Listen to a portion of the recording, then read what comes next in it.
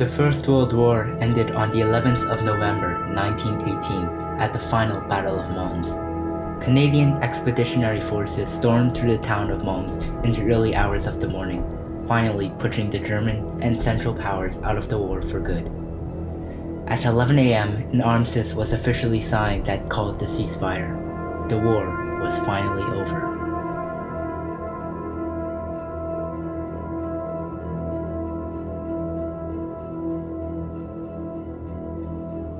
For many, the end of the war signified a new step towards peace between the nations. However, what we are about to prove is that the war never really ended in 1918, only the battles did. From analyzing the events of the past and connecting them from what we now know in the future, it is clear that the ceasefire meant to save the world from more destruction, only fueled the conflict that was to come.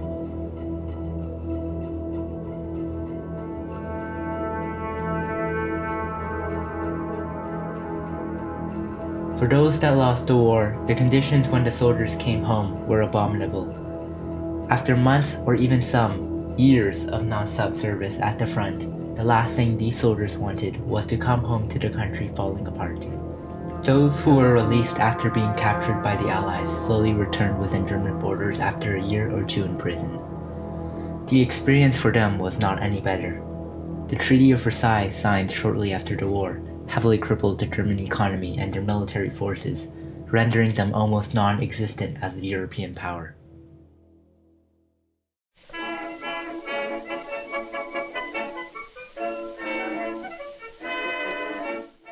For the joyous Canadians, they were living the good life. Although most soldiers were scattered across Europe when the end of the war curtained, most of the stragglers eventually made their way to Britain, the final harbor that would take them back home, into the crowd chanting their names and singing of their feats in the streets. But for now, all they could do was wait. A few were quite eccentric in how they wanted to pass the time. Snorting the coke, blazing the pipe, and charming the women were common hobbies of more than a handful of Canadians. But eventually, the situation got out of hand. After several months of demilitarization and waiting to be shipped home, the Canadian veterans had enough. It was clear that irritation from a lack of patience and possibly PTSD could have caused a horrific event that shocked the British town of Epsom, a few miles southwest of London, known for its camp that treated hundreds of injured Canadian soldiers that were stranded overseas. On the night of June 17, 1919, at the Rifleman Pub, a regular location for soldiers enjoying pints, a fight broke out which resulted in 2 Canadian soldiers being walked to the local police station. The local police then became unwilling targets when tensions came to a head that night in June. 400 Canadian soldiers stormed the police station which stood at this spot 100 years ago. They busted windows, they tried to set the building on fire, all in an attempt to free their comrades. Several police officers were injured, and that plaque marks the spot where Sergeant Thomas Green was killed. Psychological trauma experienced during the war had an unprecedented toll on veterans, many of whom suffered symptoms for the rest of their lives. These ranged from distressing moments that veterans found difficult to forget, to extreme episodes of catatonia and terror when reminded of their trauma. Soldiers described the effects of trauma as shell shock, because they believed them to be caused by exposure to artillery bombardment. As early as 1915, Army hospitals became filled with soldiers requiring treatment for wounded minds, tremors, blurred vision, and fits, taking the military establishment entirely by surprise. Approximately 80,000 British soldiers were treated for shell shock over the course of the war. Despite its prevalence, experiencing shell shock was often attributed to moral failings and weaknesses, with some soldiers even being accused of cowardice. Apart from the mental stress that soldiers were required to face, a set of physical stresses, such as the introduction of foreign diseases back home, was also a rising issue. The 1918 flu epidemic, also known as the Spanish flu, was introduced by soldiers who had been fighting overseas. Many of the soldiers and their families were poor and malnourished, and the weather coming back home was cold and unforgiving. After the soldiers brought over the disease, the death toll sharply rose. Their body had no immunity to the foreign virus, and the Spanish flu only took 9 days to kill someone from contraction. With no known cure, it was a devastation. It was unfortunate how the soldiers, hoping to have come home to their families, also unwillingly brought back the most dangerous disease of the century. Traveling over to Russia, we observe how the situation there was hardly any better. The spread of radical political ideas inspired by the Russian Revolution had led to a series of civil wars and clashes between communist and anti-communist forces. Several new nations were established after the war in the wake of the Russian Revolution and the collapse of the defeated empires. Following Russia's surrender in the Treaty of Brest-Litovsk, trust in the confidence of the newly formed Bolshevik government was permanently damaged. In order to permanently defeat the White Army, also known as the monarchists, the Bolsheviks had to do one last thing. At about 1 a.m. on July 17, 1918, in a fortified mansion in the town of Ekaterinburg in the Ural Mountains, the Romanovs, ex-Tsar Nicholas II, ex-Tsarina Alexandra, their 5 children, and their 4 remaining servants, including the loyal family doctor, Eugene Botkin, were awakened by their Bolshevik captors and told they must dress and gather their belongings for a swift, nocturnal departure. The White armies, which supported the Tsar, were actually approaching. The prisoners could already hear the boom of their big guns. However, they gathered in the cellar of the mansion, standing together almost as if they were posing for a family portrait. Alexandra, who was sick, asked for a chair, and Nicholas asked for another one for his only son, 13-year-old Alexei. 2 were brought down. They waited there until suddenly, 11 or 12 heavily armed men filed ominously into their room. What happened next, the slaughter of the family and servants, was one of the seminal events of the 20th century, a wanton massacre that shocked the world and still inspires a terrible fascination today. A 300-year-old imperial dynasty, one marked by periods of glorious achievements and as well as staggering hubris and ineptitude, was swiftly brought to an end.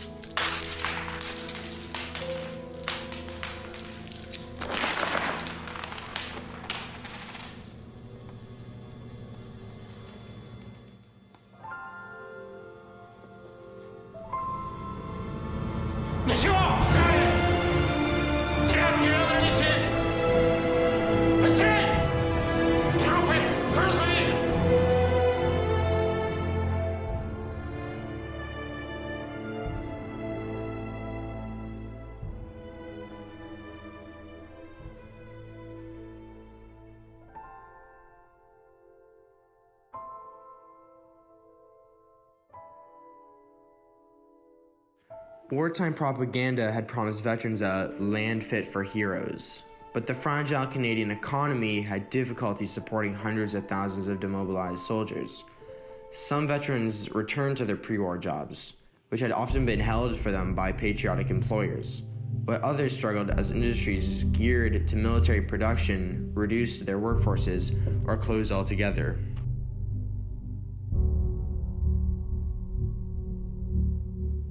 By August 1919, moods were worsened because of the challenge of moving over 260,000 soldiers and around 54,000 dependents back to Canada. Transatlantic shipping had allowed to the Canadians for up to 50,000 departures per month. But some of the first vessels available were subpar, and the demand for better ships, and combined with exponentially bad winter weather and a rash of strikes by dock workers, police officers, and railway employees in Great Britain, resulted in cancellations overseas. Canada developed a progressive, if complicated, pension and benefit scheme grounded in the belief that soldiers and their families would remain responsible for their own post-war re-establishment. Veterans could not be given too little by a proud, grateful nation, but they should also not be given too much. Those suffering from poison gas, chronic illness, or mental trauma, for example, often had difficulty convincing pension adjudicators that their symptoms were war-related, the requirement for a successful claim. Soldiers without arms, legs, or eyes were difficult to turn away. Many veterans believed that the government should do more. Some joined labor actions that swept the country in 1919, including the violent Winnipeg General Strike.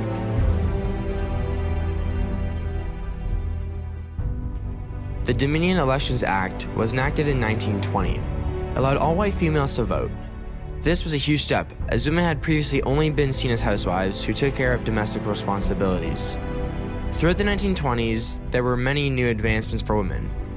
Agnes MacPhail, Nellie McClung, May Ellen Smith, Irene Parlby, and Karine Ray Wilson all became firsts for women politicians, women seen as people. During the war, women were forced to take on traditionally men's jobs. They did these jobs skillfully, and after the war, they wanted recognition for their work and a chance to work again. The women of Canada fought relentlessly against discrimination and abuse. They became more independent and received more opportunities than ever before. Times for women were changing, and the war was a major cause for that development. Rosemary Brown, a Canadian politician, once said, "Until all of us have made it, none of us have made it."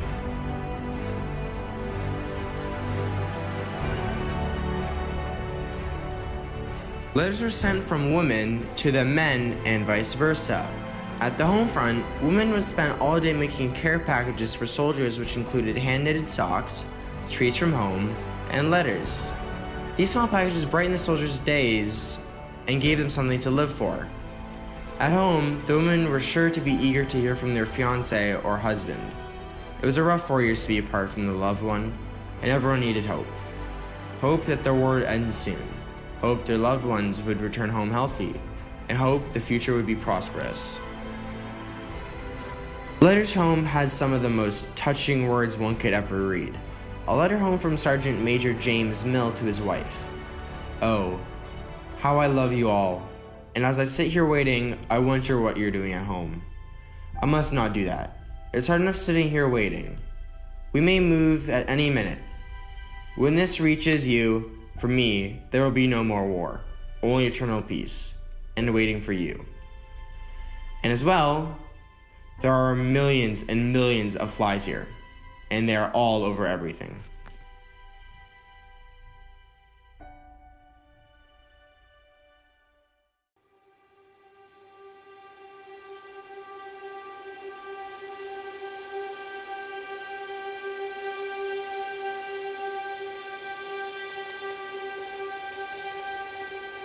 Making the trip back to Germany, we can view how the effects of the abuse of the German war veterans fueled the anger that was placed on the government to make some changes, demanding that the still crippled German economy compensate and recognize the actions of the soldiers made in the name of their country.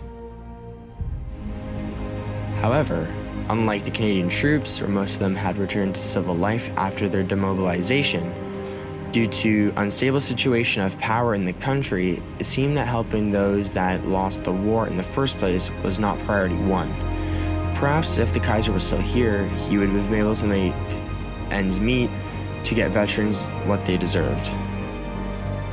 Instead, all they got was the German Republic that was proclaimed in November. As well, uprising by radical communist groups such as the Spartacus League were suppressed by the Army and the Free Corps, a pro-government paramilitary group consisting mainly of former soldiers. By late 1919, most opposition to the new German Republic had been defeated.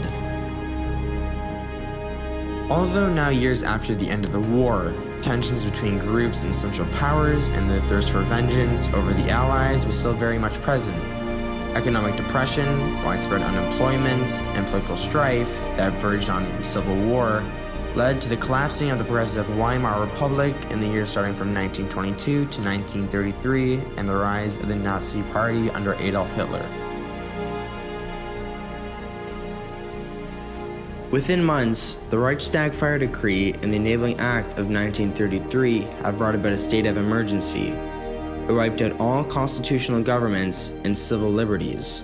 Hitler's seize of power was permissive of government by decree without legislative participation. This event brought the Republic to an end, as democracy collapsed, and the founding of a single-party state began the dictatorship of a Nazi era.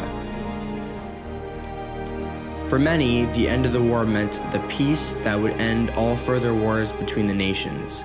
However, most people knew the inevitability of conflict, but chose to deny it. The guard of the Allies ceased, and they were now a vulnerable country. The words from Hitler himself: "If you can tell a big enough lie, and tell it frequently enough, it will be believed."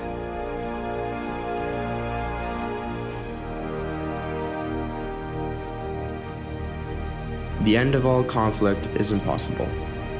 To put an end to battles is desired but unreachable. For all of us, we shall never see the end of war, for only the dead have seen the end of war.